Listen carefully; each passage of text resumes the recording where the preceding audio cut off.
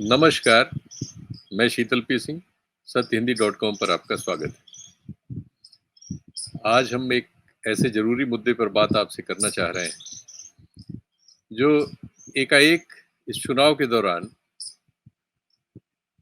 एकदम से ज्वलंत मुद्दे में बदल गया है। कुछ घटनाएँ ले लें, आज ही जो खबरें बहुत सारी संयोजित हुई हैं। उद्धव ठाकरे वाली शिवसेना ने एक टिकट दिया है, अमोल कीर्तिकर को। इनको मुंबई उत्तर पश्चिम से टिकट दिया है। टिकट मिलने के थोड़ी देर बाद ही इनको ईडी का नोटिस चला गया। इनके पिता भी सांसद रहे हैं। वो उस वाली शिवसेना में है जो बीजेपी के साथ है, और ये जो है उद्धव ठाकरे वाली शिवसेना में है, जो आज बीजेपी के संयोजन वाले गठजोड़ में नहीं है, उनके खिलाफ है, महायुति में है। तो इनको ईडी का सम्मन पहुंच गया है। इनको खिचड़ी घोटाले में उनसे कुछ पूछताछ करनी है ईडी को, चुनाव के वक्त। उत्तराखंड के कांग्रेस नेता हरक सिंह रावत को पूछताछ के लिए बुलाया गया है ईडी द्वारा। हरक सिंह रावत वहां के एक प्रभावशाली नेता है। कुछ दिनों से उनका मामला ईडी और उनके बीच था। चुनाव के वक्त एकाएक उनकी जरूरत ईडी को लग गई है। बंगाल में आप जानते हैं कि महुआ मोइत्रा को एक लोकपाल द्वारा दिए गए मामले में सीबीआई ने केस दर्ज किया है और उनके यहाँ छापामारी हुई थी। उन्हें भी ईडी ने तुरंत तलब कर लिया है। 28 तारीख को उन्हें कहा गया है कि वो दिल्ली ऑफिस में आके रिपोर्ट करें। केरल में सीपीएम के चीफ मिनिस्टर की बेटी को एक मामले में, जिस मामले को पहले एक दूसरी एजेंसी ने दर्ज किया था, उस मामले में ईडी ने तलब कर लिया है। वहां एक और नेता है थॉमस इसाक, जो इस बार चुनाव लड़ रहे हैं, उन्हें भी ईडी ने तलब कर लिया है। ऐसे बहुत सारे और भी मामले हैं जो मैं यहाँ नहीं पढ़ के आपको सुना पा रहा हूँ। कुछ मामले सेटल हुए हैं कि ईडी जो है चुनाव के बाद उन तक पहुंचेगी। जैसे एक मामला ममता बनर्जी के भतीजे से संबंधित, उनके बारे में कोर्ट ने ये डिसाइड किया कि भाई चुनाव से पहले आपको जल्दी नहीं थी, तो ठीक चुनाव में आपको जल्दी क्यों हो गई, चुनाव के बाद इनसे सुन लीजिएगा। केजरीवाल अंदर है ही है, आप जानते ही। मनीष सिसोदिया, संजय सिंह, ये लोग अंदर है।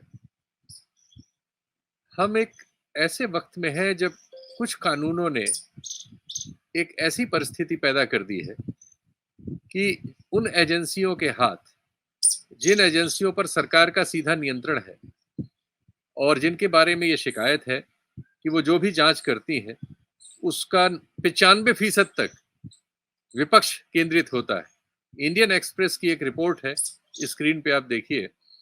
इस रिपोर्ट में उन्होंने स्टडी करके बताया है कि 2014 के बाद सत्ता में आने के बाद इन्फोर्समेंट डायरेक्टरेट ने जो मामलों की एक तो तादाद कई गुना बढ़ गई है, और जो बढ़ी है वो सारी की सारी विपक्ष केंद्रित है। ऐसा लग रहा है कि इस देश से विपक्ष को या तो वो सब के सब बीजेपी में शामिल हो जाएं। आप रोज ही पाते हैं कि किसी के यहाँ छापा पड़ा, अगले हफ्ते, अगले दिन, अगले महीने या 2-3 महीनों में वो बीजेपी में शामिल हो गया और उसके खिलाफ छापा वगैरह बंद हो गया। ऐसे असंख्य मामले हैं और असंख्य नेता ऐसे आके भारतीय जनता पार्टी में, एक हम लोगों के यहाँ कहावत आजकल चल रही है कि उनके यहाँ एक मशीन लगी हुई है, वॉशिंग मशीन, उसमें आते ही धुल जाते हैं और सारी समस्या खत्म हो जाती है। तो ये जो हो रहा है, ये मतलब अब इस शिद्दत से होने लगा है कि इस पर सबकी आंख है। यहाँ तक कि अब सुप्रीम कोर्ट के वर्किंग जजेस, रिटायर्ड जजेस तो बहुत सारे बोलने लगे थे। जस्टिस लोकुर वगैरह तो उन्होंने उन सवालों पर उंगली रखी है जिन पर मैं अभी आपसे बात करना शुरू करता हूं, इसके बाद बताऊंगा, जिनकी वजह से ये समस्याएं गंभीर हो गई।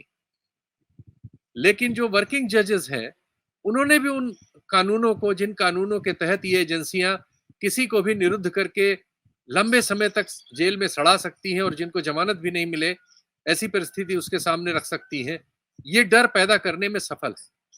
इस डर से क्या हो रहा है कि विपक्ष की राजनीति ही खत्म हो जाएगी। सभी डरेंगे कि एजेंसियां उनको ऐसा कर सकती। अभी जब मैं आपसे बात कर रहा हूं, खबर आई है कि आम आदमी पार्टी के एक अकेले सांसद जो जालंधर से हैं और वहां के एक एमएलए ने अभी बीजेपी ज्वाइन कर ली है। उनको भी कुछ मामलों में कुछ लोग तलाश रहे थे।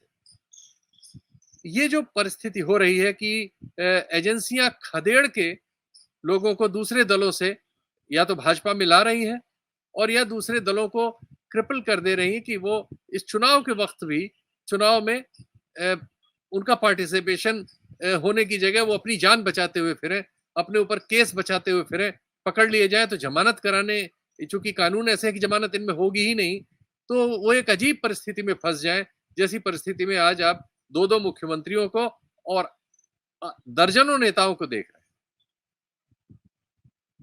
ये परिस्थिति आई क्यों? मुझे लगा, मैं 2-3 दिनों से इस पे थोड़ा सा मुझे लगा कि इसको देखा जाए अंग्रेजी के माध्यमों में और अंग्रेजी के उन माध्यमों में जो आज भी सवाल करते हैं, उनमें तो इससे संबंधित बहुत सारी सामग्री है, लेकिन हिंदी के माध्यमों में और वर्नाकुलर माध्यमों में वो सामग्री लगभग नहीं है, उस पर बहस भी नहीं है। इसलिए हिंदी समाज में भी वो बहस उस तरह से नहीं है, ये मामला उतनी गंभीरता से नहीं लिया जा रहा है। लेकिन ये इतना गंभीर मामला है कि अगर यही परिस्थिति रही तो चुनाव का जो भी नतीजा हो, चुनाव के बाद इस देश में सरकार से सवाल पूछना एक गुनाह होगा। सरकार से सवाल करने वाले विपक्षी नेता विपक्ष के रूप में या तो खत्म हो चुके होंगे या जेलों में सड़ रहे होंगे, और ऐसे तमाम बुद्धिजीवी, आलोचक, रिटायर्ड अफसर, ब्यूरोक्रेट, एनजीओ, मानवाधिकार संगठन, ये सब के सब भागे भागे फिर रहे होंगे या जेलों में होंगे। पूरा देश एक नए किस्म के जेल खाने में बदल जाएगा, जहां आलोचना कैद हो जाएगी, जहां सवाल कैद हो जाएगी, जहां आजादी दरअसल कैद हो जाएगी, जो हासिल किया वो सब खो जाएगा। ये परिस्थिति आ गई है। ये मैं किसी भावनावश नहीं कह रहा हूं, उन तथ्यों का अध्ययन करने पर मेरे सामने ये चीज आई है, जो मैं आपसे अब हिंदी में अपनी भाषा में, मातृभाषा में शेयर करना चाहता हूं, और इस गंभीरता को आपसे हिस्सा बनाना चाहता हूं कि आप भी इस गंभीरता को उसी गंभीरता से लें जितनी गंभीर ये हो चुकी है। 2 कानूनों ने इसकी नींव रखी, और जिनके बारे में आजकल आप बहुत सारी टिप्पणियां सुनते रहते हैं। आपको याद ही सुनते थोड़ी बहुत खबरें आती हैं, इस तरह की डिटेल खबरें तो अनायास की चीजों की ज्यादा आती हैं।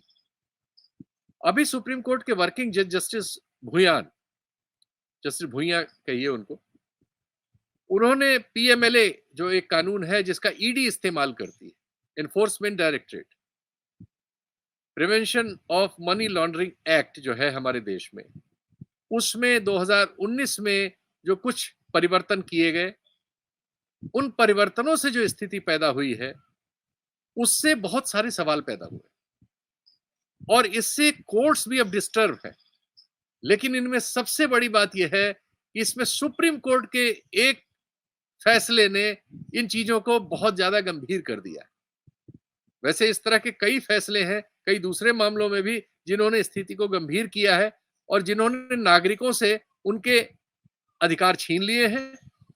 लोकतंत्र से, लोकतांत्रिक व्यवस्था में जो हमारे संविधान ने हमें अधिकार दिए, उनको कमजोर कर दिया है या खत्म कर दिया है। जैसे जो हमारे यहाँ आर्टिकल 21 है संविधान का, वो ये हमें कहता है कि हमें इस देश में अपने हर व्यक्ति को, इंडिविजुअल के लिए कहता है, हर व्यक्ति को अपने मान सम्मान, अपने धर्म के पालन की, अपने विचार की, अपने को संगठित करने की शांतिपूर्वक आजादी है, आलोचना की आजादी है, बोलने की आजादी है, राय रखने की आजादी है, सवाल पूछने की आजादी है। और जो हमारा सत्ता का स्ट्रक्चर है एक पंचायत जैसी है, ये हम ही आपस में चुन के अपने लिए एक व्यवस्था बनाते हैं। लेकिन आज क्या हो रहा है कि पंचायत द्वारा बनाई हुई व्यवस्था बाकी नागरिकों के लिए ऐसी अव्यवस्था को उसने जन्म दे दिया है जिसमें नागरिकों के लिए आजादी का अधिकार जो है ये गौण हो गया है। तो ये जजेस जो है ये इसी चिंता को अपने व्यक्त कर रहे हैं। जस्टिस संजीव खन्ना, जिन्होंने मनीष सिसोदिया की बेल रिजेक्ट की थी और दूसरी बेल्स भी उनके पास गई, उसके बावजूद उन्होंने कहा है, वो कानून की वजह से बंधे हुए हैं, लेकिन उन्होंने कहा है कि ये इस तरह से, जिस तरह से ये कानून का इस्तेमाल हो रहा है और जिस तरह से ये कानून अब बन गया है, इसमें निश्चित तौर पर लोगों की व्यक्तिगत आजादी जो है, जो हमें आर्टिकल 21 में दी गई है, वो प्रभावित हो रही है। और उन्होंने डिफॉल्ट बेल वाला सिद्धांत पे बातचीत की कि ये होता था कि 60 दिन या 90 दिन किसी कैदी को आप रखे हैं और अगर आपने चार्जशीट नहीं किया तो उसे फिर कोर्ट जमानत दे देती थी।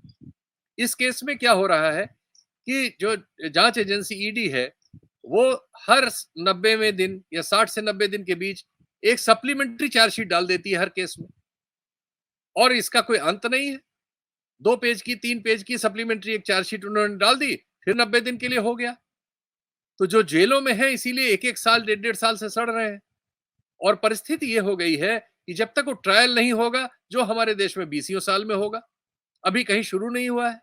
उन मामलों में नहीं शुरू हुआ है, जो कुछ मामले इससे मिलता-जुलता एक दूसरा कानून बहुत ही ड्रैकोनियन जो है, वो यूएपीए का है। वो चूंकि आतंकवाद निरोधक कानून के तौर पे जाना जाता है, इसलिए लोगों के मुंह बंद रहते हैं। लेकिन 2019 में उसमें भी जो परिवर्तन किए गए, और जिन परिवर्तनों पर सुप्रीम कोर्ट ने दुर्भाग्य से उस पर भी मोहर लगा दी, उसके चलते अब परिस्थिति यह है कि 3.5 साल से जेएनयू का एक लड़का एक ऐसे आरोप में बंद है जिसमें उसके पास किसी किस्म की कोई मटेरियल बरामदगी केस में नहीं है। न कोई तमंचा उसके पास है, न कारतूस उसके पास है, न बम बनाने की सामग्री, न मटेरियल है, न कुछ है। एक षड्यंत्रकारी उसको बता दिया और उस केस में आपने निरुद्ध कर दिया। अब स्थिति यह है कि उन केसेस में यूएपीए की उन धाराओं में जिनको सुप्रीम कोर्ट से सनद मिल गई है, जमानत असंभव है। अभी हाल में आपको याद होगा कि 1 साल भटकने के बाद, दर्जनों तारीखें सुप्रीम कोर्ट में होने के बाद, उसके देश के लगभग सबसे बड़े वकील कपिल सिब्बल साहब ने वो केस एक बेंच से वापस ले लिया, क्योंकि उस बेंच के बारे में उनको ये भरोसा नहीं था कि इस कानून के रहते वो बेंच इस मामले को उस आधार पर सुन सकेगी जो आर्टिकल 21 में इस देश ने हमारे लोगों को, हमारे पूर्वजों ने हम लोगों को दिया है। और नतीजा ये हुआ कि वो आज भी जेल में सड़ रहा है, और कब तक सड़ेगा किसी को पता नहीं। उसी कानून के तहत आपको याद होगा, एक 80 वर्ष से ज्यादा बूढ़े अपाहिज फादर स्टैन स्वामी, जो रांची से पकड़ के एक मुकदमा जो महाराष्ट्र में चल रहा है, जिसमें बहुत सारे बुद्धिजीवी पकड़े गए हैं, उसमें उनको निरुद्ध कर लिया गया था। वो बेचारे रोते गिड़गिड़ाते रहे विभिन्न अदालतों के सामने, अपनी हालत बयान करते रहे। वो, उनका हाथ कांपता था, वो अपने मुंह में वैसे गिलास पकड़ के पानी नहीं पी सकते थे, उनको स्ट्रा चाहिए था एक, ये जो पानी में सिप डाल के पिया जाता है या किसी जूस के लिए, वो उनको नहीं मिल पाया कोर्ट से। ये कानून इतने ड्रैकोनियन है, और उनकी मृत्यु हो गई। ये इतनी शर्मनाक घटना भारतीय लोकतंत्र के लिए है कि 80 साल से ऊपर के एक बूढ़े को, जो अपाहिज था, उसको इन कानूनों के जरिए आपने उससे उसका जीवन छीन लिया। इतने ड्रैकोनियन कानून ये बन गए हैं, और ये जब इस तरह से सरकारों के हाथ में हो जाने से नागरिकों के पास अब कुछ नहीं रह जाता, विपक्ष के पास भी कुछ नहीं रह जाता। सबके लिए जेल खाना बचता है, और जेल खानों का कोई मियाद नहीं है। रूस में जैसे विपक्षी नेता साइबेरिया की जेल में मृत्यु हो गई उसकी, और लाश वापस लौटी चुनाव के वक्त, आपके देश में आप उसी जगह पहुंच चुके हैं, कोई दूरी नहीं बची है। इन ड्रैकोनियन कानूनों में वो परिस्थिति है कि किसी को भी 20-20 साल, 25-25 साल सड़ाया जा सकता है। और लोगों की लाशें बाहर निकलेंगी जैसे इस बेचारे की निकली। क्या आप अपने देश को ऐसे जेल खाने में बदलना चाहते हैं? यदि नहीं, तो इन सवालों को उसी गंभीरता से सुनिए, समझिए, और उस पर अपने विवेक से सही फैसला लीजिए, जो हमारे आपके सम्मुख प्रस्तुत हो गए हैं, जिनका हमें आपको पता नहीं, ठीक से पता नहीं, और जिनके बारे में और तो और सुप्रीम कोर्ट के जजेस बार बार चेतावनी दे रहे हैं, रिटायर्ड भी और वर्किंग भी। होता क्या है, हमारा सिस्टम इस तरह का है कि जो जजेस की भर्ती करने का सिस्टम है, या इस समाज में किसी भी किस्म की भर्तियों का सिस्टम है, सब में किसी न किस्म की तरह तरह की त्रुटियां हैं, सब में लूप होल्स हैं। उनका इस्तेमाल करके होशियार लोग, सत्ताएं, ताकतवर लोग अपने लोगों को चीजों में वहां पहुंचा देते हैं जहां वैधानिक तरीके से शायद वो वहां न होते, या किसी भी ऐसे तरीके से जिससे उनको वहां नहीं होना चाहिए। लेकिन अब ऐसा है, और ऐसा है तो ऐसे नतीजे हैं जिन नतीजों का दुरुस्तीकरण करना बहुत मुश्किल है। मैंने तो इसको अध्ययन किया, तो उस समय इसका कानून का कोई ज्ञाता नहीं हूं, तो जिन लोगों ने कानून पढ़ा लिखा और कानून पर विवेचना की है, उनको मैंने पढ़ा। उन्होंने इस सब बारे में क्या लिखा है, जजेस ने क्या लिखा है, रिटायर्ड जजेस ने क्या लिखा है, कानून वेत्ताओं ने क्या लिखा है, और वो कहाँ पहुंचे हैं और क्यों पहुंचे हैं, उसके पीछे क्या वजह है। एक गौतम भाटिया साहब है, दुनिया के प्रतिष्ठित विद्यालयों में, दुनिया भर के, भारत ही नहीं दुनिया भर के प्रतिष्ठित विद्यालयों में कानून की पढ़ाई करके भारत में प्रैक्टिस करते हैं और टिप्पणीकार हैं। हमारे देश के 3-4 बड़े टिप्पणीकार हैं जो कानून के मामलों में, न्यायिक फैसलों के मामले में टिप्पणियां करते हैं, न्यायविदों की धारणाओं के बारे में टिप्पणियां करते हैं और बड़ी गंभीरता से करते हैं, बड़े विस्तार से करते हैं, साहस से भी करते हैं। ऐसे ही एक है गौतम भाटिया, एक है अभिनव सेखरी और एक दो अन्य हैं। ये लोग देश के बड़े अंग्रेजी अखबारों में, बड़े अंग्रेजी पोर्टलों में इनके लिखे हुए आपको मिल जाते हैं। गूगल मैंने किया है, आप भी करेंगे, आपको भी मिल जाएंगे।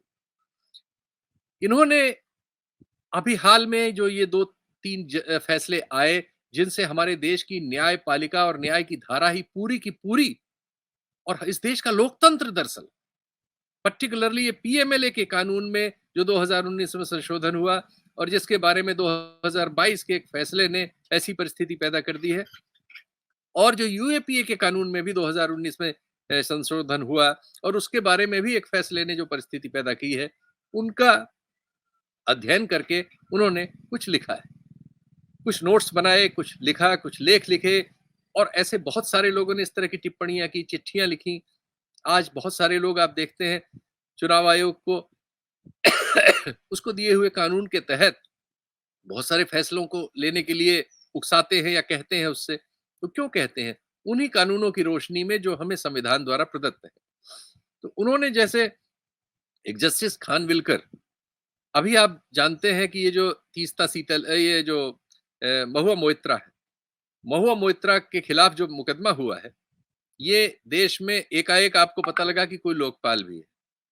फरवरी में हमारे एक नए लोकपाल की नियुक्ति हुई। ये नियुक्ति जो हुई, ये सुप्रीम कोर्ट के एक रिटायर्ड जज जस्टिस खानविलकर साहब की ये नियुक्ति हुई।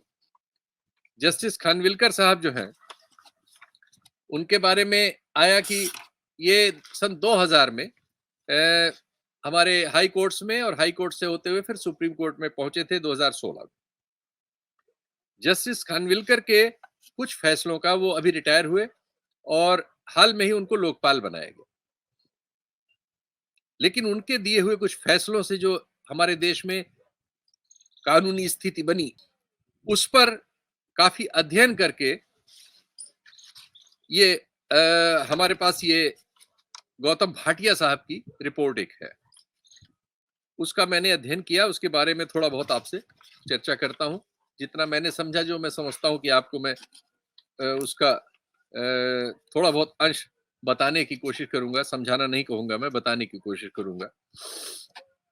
जस्टिस खानविलकर साहब का एक जजमेंट है जो यूएपीए से संबंधित है, और ये आया एक केस में जो निया वर्सेस जहूर अहमद शाह वताली, ये बहुत प्रसिद्ध है, इसका बहुत उपयोग करते हैं पक्ष विपक्ष के वकील, वताली केस के नाम से जाना जाता है।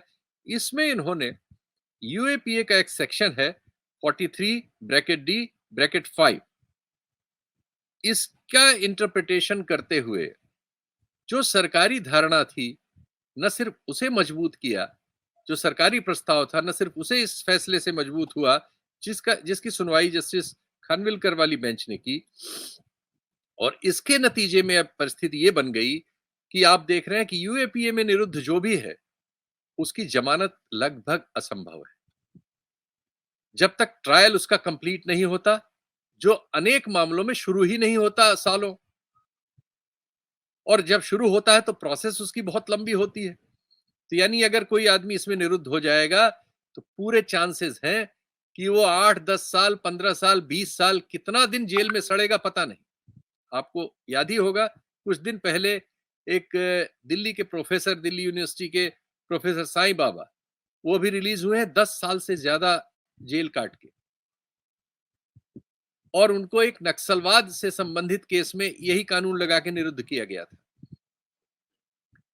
10 साल बाद वो भी करीब 85% अपाहिज हैं, चल फिर नहीं सकते, व्हील चेयर पर उनको कोई चलाता है, अपने बिना सहयोग के शौच वगैरह नहीं कर सकते। ऐसे आदमी 10-11 साल जेलों में सड़े। उसके बाद हाई कोर्ट ने पाया कि उनके खिलाफ जो मुकदमा निया ने बनाया था, एनआईए ने, उस मुकदमे में तथ्य ऐसे नहीं थे कि उनको निरुद्ध किया जाना जरूरी था और उनको जेल में 10 साल सड़ाया जाना जरूरी था, और उन्होंने उनको रिहा कर दिया, आजाद कर दिया। उसके खिलाफ सुप्रीम कोर्ट गए निया वाले, और सुप्रीम कोर्ट ने भी उस फैसले को बरकरार रखा, बल्कि झाड़ लगाई। लेकिन अब होता यह है कि कुछ बेंच होती हैं सुप्रीम कोर्ट में, कुछ बेंच होती हैं हाई कोर्ट में, जिनमें आप कह सकते हैं कि संविधान की उस रोशनी में, हो सकता है हमारी राय हो और गलत भी हो, लेकिन हम अपनी राय व्यक्त कर रहे हैं। हमें यह लगता है कि उनमें संविधान की रोशनी में फैसले आए हैं, और ऐसे बहुत सारे फैसले जिनका मैं अभी जिक्र कर रहा हूं एक के बाद एक, ये संविधान की रोशनी के नहीं है। ये मैं नहीं कह रहा हूं, ये वो कह रहे हैं जो न्यायपालिका, न्याय के तौर तरीके, न्याय की शिक्षा और न्याय के कामकाज में लगे हैं और इसके टिप्पणीकार हैं। तो वो कहते हैं ये वताली का जो जजमेंट वताली केस में आया जस्टिस खानविलकर के नेतृत्व में, इसने लोगों की आजादी को खतरे में डाल दिया है। और अगर सुप्रीम कोर्ट इस जजमेंट के बारे में पुनर्विचार करके इसका करेक्शन नहीं करता बड़ी बेंच से, तो ये इस देश के नागरिकों के लिए एक हैवाक है। और आप देख ही रहे हैं जेएनयू का लड़का उमर खालिद 3.5 साल से ज्यादा जेल में सड़ रहा है, कोई उससे ऐसी बरामदगी नहीं। इसके बाद एक और केस उन्होंने सुना पीएमएलए का। उनको रिटायरमेंट हुआ 29 जुलाई को, जस्टिस खानविलकर साहब का। ठीक 2 दिन पहले 29 जुलाई 2022 को, 27 जुलाई को उन्होंने पीएमएलए वाला केस सुना, जिसको लेके आज सबसे ज्यादा बेचैनी है। उस पीएमएलए केस की वजह से ही आज सिसोदिया 1.25 साल से 1 साल से ज्यादा समय से बंद है, 6 महीने से संजय सिंह बंद है, अनेक लोग अन्य भी बंद हैं, केजरीवाल अभी बंद हुए हैं, वही केस लगा है, पता नहीं कब तक बंद रहेंगे। और जो भी इसमें जाएगा उसके लिए निकलना बहुत मुश्किल है, क्योंकि ये कानून इस तरह का है।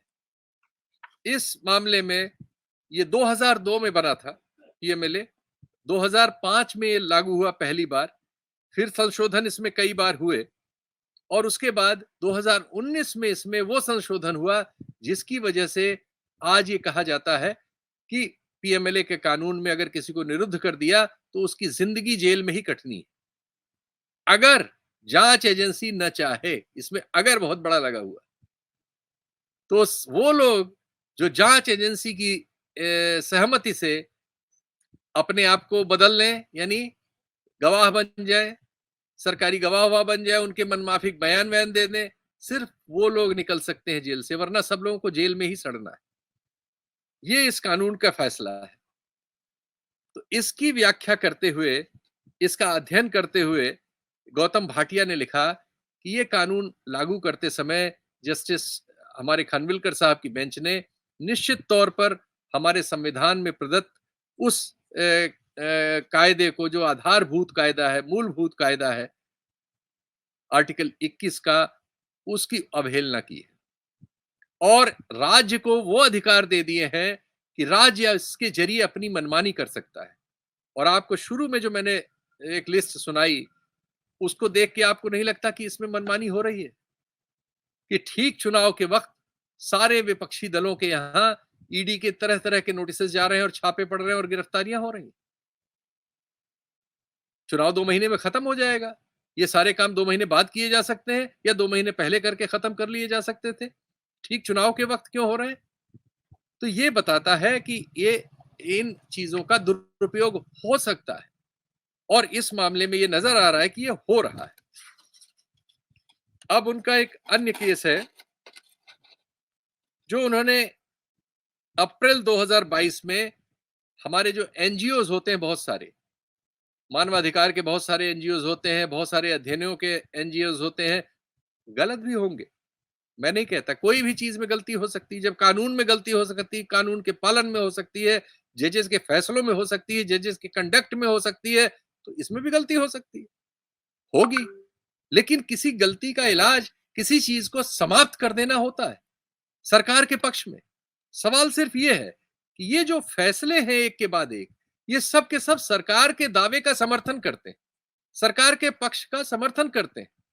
और फिर हम पाते हैं कि सरकार इस वजह से संबंधित जजों को इनाम देती हुई मिलती है। एक जज जिन्होंने एक जमाने में देश के एक बहुत बड़े नेता के बारे में एक फैसला दिया था, सरकार बदलते ही उनको एक जगह का गवर्नर बनाया गया। एक दूसरे सुप्रीम कोर्ट के चीफ जस्टिस थे, उनके कुछ फैसलों से सरकार को फायदा हुआ था, उन्हें हम राज्यसभा में देख रहे हैं। इधर इन फैसलों में जिन जस्टिस साहब का मैं जिक्र कर रहा हूं, इनको हम देश के लोकपाल के रूप में देख रहे हैं। ये सब चीजें उस संदेह को बल देती हैं जो एक जमाने में खुद भारतीय जनता पार्टी के एक बहुत वरिष्ठ नेता अरुण जेटली साहब ने संसद में कहा था कि बहुत सारे जजमेंट्स, बहुत सारे जजेस पोस्ट रिटायरमेंट बेनिफिट के लिए अपने फैसलों को तय करते हैं। ये हमने नहीं, ये अरुण जेटली साहब ने खुद कहा था 2018 में, रिकॉर्ड पर है कि पोस्ट रिटायरमेंट बेनिफिट्स के लिए बहुत सारे जजेस ऐसे फैसले करते हैं जिससे उनको रिटायर होने के बाद बेनिफिट मिले। बेनिफिट कौन दे सकता है? सरकार है। तो ये जो स्थिति है, इससे इन फैसलों को इस रोशनी में देखने पे एक कठिन बात सामने आती है। तो इन्होंने एफसीआरए में फैसला दिया जो सरकार के पक्ष में गया। तीस्ता सीतलवाड़ और हिमांशु कुमार का मामला आपको पता ही होगा। एक मुस्लिम सांसद थे गुजरात के दंगों में, जाफरी साहब, उनकी दंगाइयों ने उनको मार दिया था, उनके साथ अनेक लोगों को उनकी कॉलोनी में मार दिया था। उनकी बेवा जकिया जाफरी ने एक मामला सुप्रीम कोर्ट में डाला था, क्योंकि उसमें तीस्ता सीतलवाड़ उनकी सहयोगी थी। एक ऐसा फैसला आया, जकिया जाफरी को तो कोई रिलीफ नहीं मिली, वो उस एसआईटी की जांच से नाखुश थी जिसके परिवार के लोग मार दिए गए हों, और जो इतने दिनों तक न्याय का इंतजार कर रही हो और वो सुप्रीम कोर्ट में आई हो। ठीक है, आपने उसको न्याय नहीं दिया, लेकिन उसके बाद आपने क्या किया कि उसको अगर किसी ने सहयोग दिया तो उनके खिलाफ आपने एक ऐसा जजमेंट दे दिया।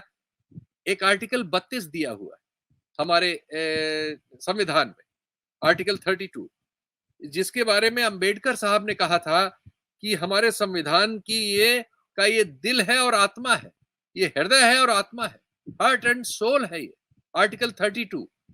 इसको लेकर कोई भी आदमी सुप्रीम कोर्ट का दरवाजा खटखटा सकता है, न्याय के लिए खड़ा हो सकता है।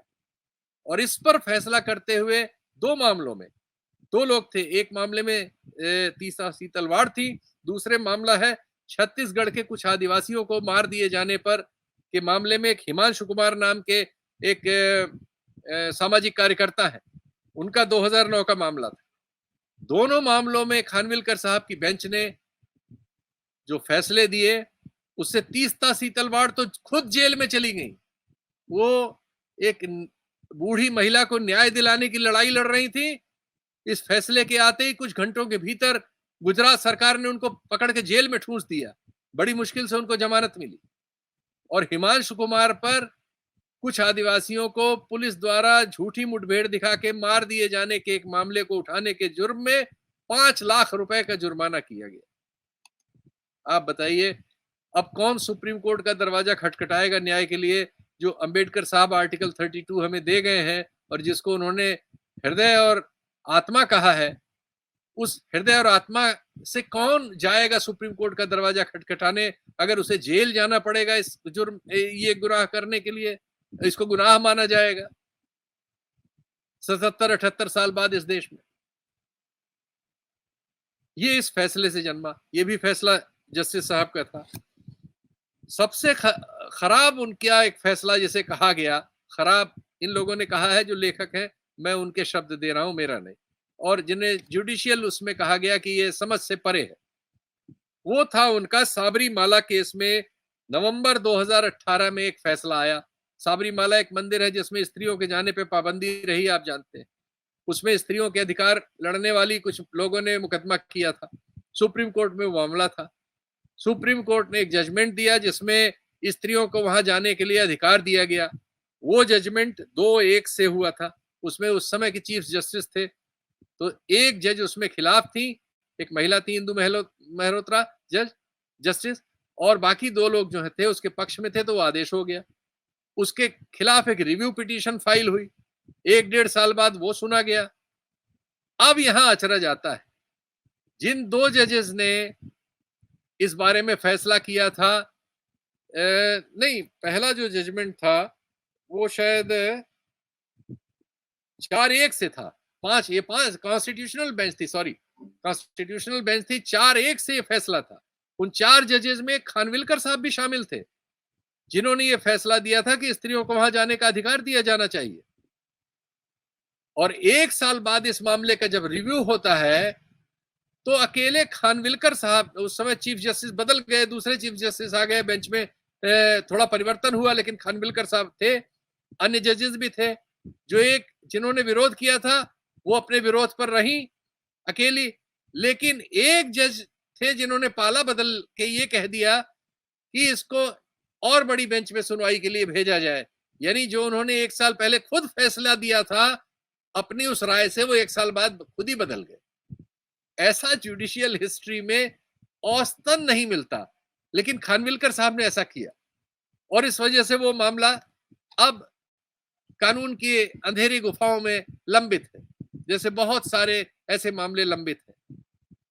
तो मित्रों, जो पीएमएलए के कानून में 2019 का संशोधन है और जो यूएपीए के कानून में 2019 के संशोधन है, हो सकता है चूंकि उसके विक्टिम्स में कुछ मुसलमान नाम आपको नजर आए, कुछ ऐसे नाम नजर आए जिनको कोई नक्सली कहता है, कोई कुछ कहता है, या कोई वामपंथी कहता है, कोई लिबरल कहता है, कोई पता नहीं क्या कहता है, या कुछ ऐसे लोग हों जो आपकी राजनीति से आपसे सहमत ना हो, इसलिए आप उनसे असहमत हो। लेकिन आप जिस चीज को स्वीकार कर रहे हैं, ये स्वीकार इन कानूनों का कभी न कभी आपकी गर्दन पे भी होगा, आपको पता ही नहीं लगेगा, और आपकी गर्दन पे होगा, तब आप चीख नहीं पाएंगे, तब आपकी चीख नहीं निकलेगी, क्योंकि आप एक ऐसा अधिकार राज्य को सौंप चुके हैं और उसका प्रतिवाद नहीं कर रहे हैं, जिसकी हाथ में आने पर आपका जीवन, आपके परिवार का जीवन कहां होगा, उसके बारे में आप इन तथ्यों से, जो तर्क और तथ्य मैंने आपके सामने रखे, स्वयं कल्पना कीजिए, स्वयं अपने विवेक से इसका निर्णय कीजिए। ये बहुत खतरनाक परिस्थिति है जो इन कानूनों के चलते पैदा हुई है। ये कानून अंडर चैलेंज है सुप्रीम कोर्ट में।